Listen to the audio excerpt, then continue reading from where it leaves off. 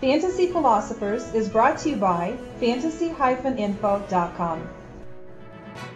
What the heck do we make of Dwayne Bowe after his third season in the NFL and some of the things that came about in the last 12 months or so, or maybe even the last 16 months or so with his career? The first 2 years of his career, let's look back at that first. He had almost 1,000 yards receiving and 5 touchdowns in his rookie year. That's a really nice rookie year for any receiver to have. The second year he built on that as he went for over 1,000 yards receiving, and he had 7 touchdowns, and he had 86 receptions as well. So to see that progression from first year, which he had a good year, to the second year he put together a nice year, it only made sense to seem to think that this guy was ready to take maybe that next step in that third year, that key third year for a receiver, that he could step it up and maybe even go for close to 10 touchdowns and maybe even farther than just a little bit over 1,000 yards. That, however, was not the case, as really Bowe was just a horrible failure last season. And we saw, some issues with him, and I was writing about this in August, that remember he was, running with the third team and things like that for a little while there in August, and the coach didn't seem to be happy with him. He ended up earning his way back into the good graces and being in the first team again. Obviously, he's by far the most talented player that they had. They didn't even have Chris Chambers until a little bit later. So it was clear in a way that he was the best target for them to even have. And he still is. Season, he didn't do that bad.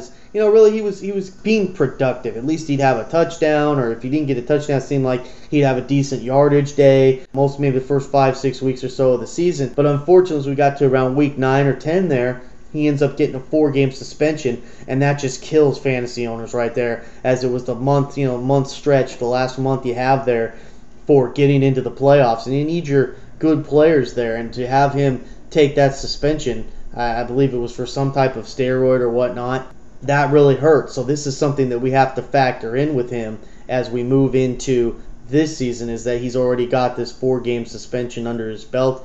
And if anything else should happen, then we're going to have a problem there again for fantasy owners.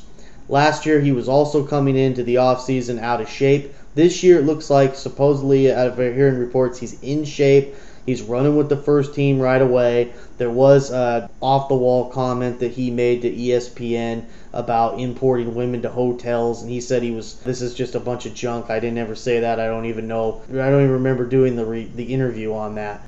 I hope that that's not the case. I know that, NFL players, they will be doing their things, boys are boys, but at the same time, you just don't want to hear things like that from a guy who's already has concerns.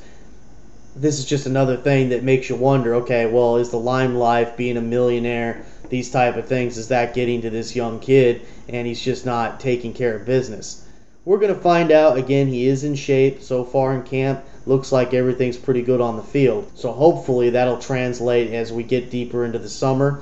And I would like to see from him to really rank him and be a strong top 20 fantasy receiver again this year. I would like to see him, having a good training camp, having a good, preseason where, he's just, I'm not hearing any bad things, at least. Let's start with that. We don't want to hear any more bad things with Dwayne Bowe, and so that maybe he can be that true top 20, because his talent-wise, he's very, very, very talented guy.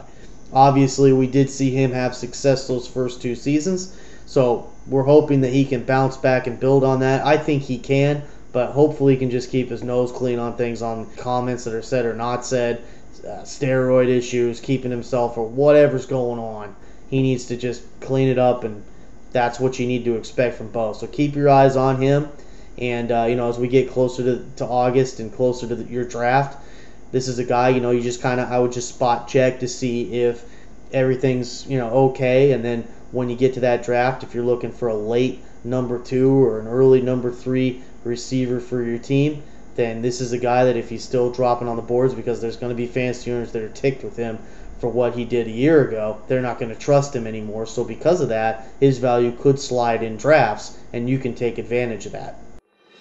For more fantasy football information, go to fantasy-info.com and sign up for our free e-newsletter. Good luck in your 2010 Fantasy Football League. As an added bonus, the Fantasy Info guys will include their 5 secret tips for success in fantasy